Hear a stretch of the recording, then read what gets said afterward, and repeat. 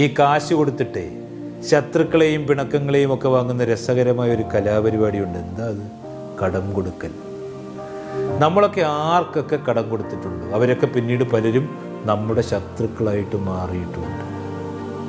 ഈ കടമൊക്കെ കൊടുത്തും ജാമ്യം നിന്നും മൂക്കറ്റം കടം കയറിയ ആളുകളുണ്ട്.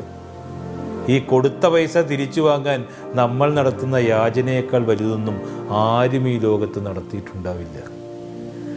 ഈ വാങ്ങിയവരൊക്കെ വെറുപ്പോടെ നോക്കുന്ന സ്വഭാവത്തിൻ്റെ പേരാണെന്ന് കടം.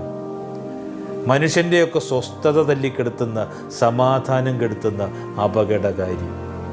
ഈ ബന്ധങ്ങളെയൊക്കെ മുറിക്കുന്ന വാളാണത്.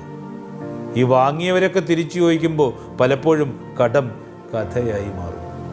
സ്നേഹം പണയപ്പെടുത്തിയൊന്നും കടം ചോദിക്കരുതെന്നേ. കടം വാങ്ങിയിട്ട് സ്നേഹം നഷ്ടപ്പെടുത്തുകയുമരുത്.